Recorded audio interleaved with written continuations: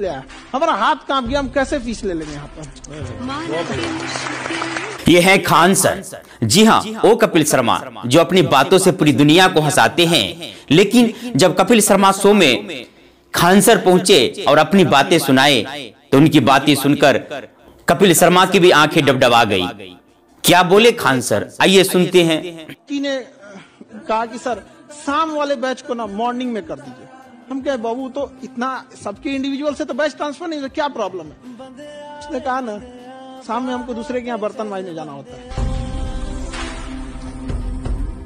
इतना ही नहीं, खान सर कहते हैं कि यूपीएससी जो भारत का टॉप एग्जाम होता है, जिनका फीस 2.5 लाख रुपया माना जाता है, उनका फीस इन्होंने सिर्फ 7,500 कर दिया।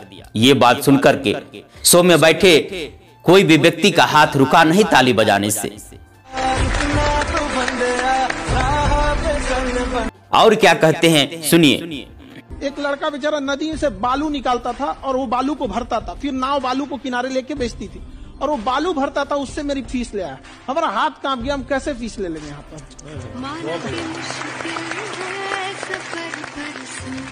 और ये सारी बात कपिल शर्मा एक मूक दर्शक की तरह बैठकर देखते रहे, उनके पास कोई शब्द नहीं था। और सामने बैठी अर्चना पूरन सिंह वाव वाव करती रही।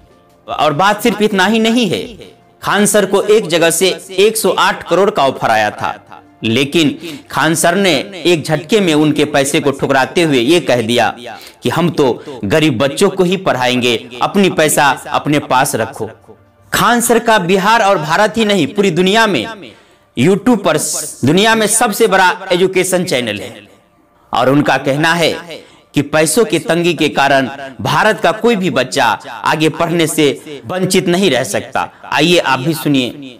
उसी दिन हमने ये प्रण लिया था कि भारत का कोई भी बच्चा उसके सफलता में पैसा उसकी बाधा नहीं बनेगी, चाहे उसको जितना भी पढ़ना रहे।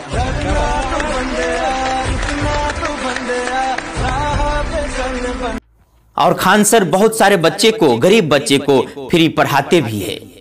यही सारे बात को देखते हुए आज के नौजवानों के दिल में एक भगवान की तरह बस गए हैं। और कुछ लोग खान सर के ऊपर इस बात के लिए बहस करते रहते हैं कि खान सर हिंदू है या कि मुसलमान है। बहस इस बात का नहीं होना चाहिए कि व्यक्ति हिंदू है या मुसलमान है। देखना ये चाहिए कि सामने वाला हैवान है या सच्चा इंसान है। और इसी बात पर मुझे 2 पंक्ति हरि चैतन्यपुरी जी महाराज का याद आता है कि उनका कहना था कि अब न तो किसी को सिख न जैन न बौद्ध, न किसी को सिख न जैन न बौद्ध, न किसी को हिंदू या मुसलमान बनाया जाए। अब तो मजहब भी कोई ऐसा चलाया जाए जिसमें इंसान को इंसान बनाया जाए। अब तो मजहब भी कोई ऐसा चलाया जाए जिसमें इंसान को इंसान बनाया जाए।